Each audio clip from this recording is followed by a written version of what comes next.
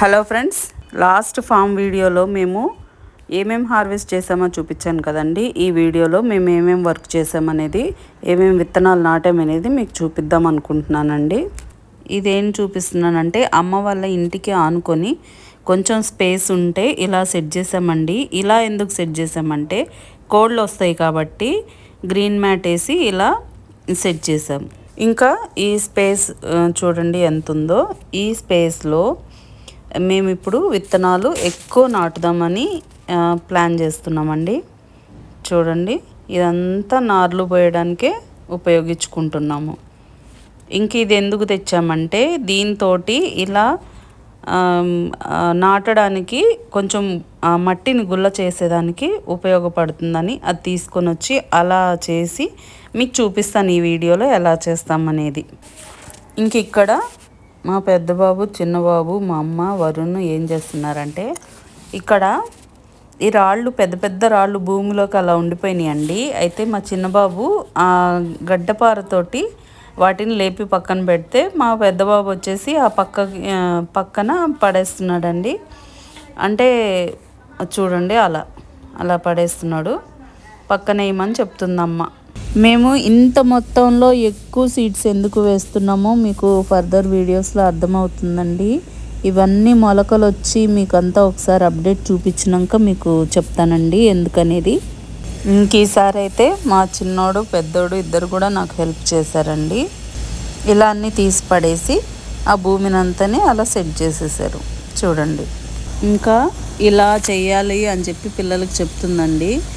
మా అమ్మకి నడు నొప్పి, కాలు నొప్పి అన్నీ ఉన్నా కానీ పనిలో కొంగేసరికి ఇవన్నీ మర్చిపోతుందండి. అది అసలు చాలా వెయిట్ ఉంది, నేను ఒక చేతితో లేపలేకపోయాను. అలాంటివి చూడండి, నడువు నొప్పి పెట్టుకొని కూడా, అంటే అది భూమిని లెవలింగ్ చేస్తూ అలా మట్టి తీస్తుందండి. ఇలా చూడండి, ఈ వరుణ్ చూడండి ఆడుకుంటున్నాడు గడ్డపారతోటి.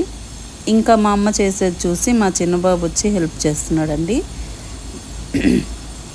వాడికి కూడా కొంచెం ఇంట్రెస్టింగ్ అనిపించింది. ఇంక ఈ వీడియోలో ఏమేమి నాటాము అనేది మీకు చూపిస్తానండి. చూడండి, ఇలా 4 లైన్లుగా ఇలా 4 సైడ్లు చేసాం. 4 సైడ్లు చేశాక చాలా అంటే చాలా విత్తనాలు వేసామండి. ఇప్పుడు స్టార్టింగ్ నాటు మునగండి. చిన్నది 1 ఫీట్ అంత ఉంటుందండి, కానీ చాలా మంచిదంట, గుజ్జు బాగుంటుందండి. ఇది వేరే దగ్గర నుంచి మా వాళ్ళ ఫ్రెండ్ వాళ్ళ ఫామ్ నుంచి ఒక మునక్కాయ తీసుకొచ్చాడండి. అందులోంచి కలెక్ట్ చేసి అలా సేవ్ చేసి పెట్టా.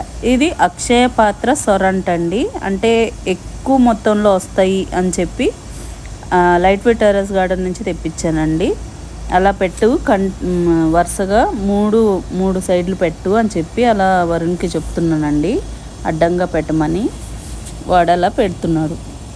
వాడికి కూడా చాలా పని అంటేనే వాడికి ఇష్టం అండి.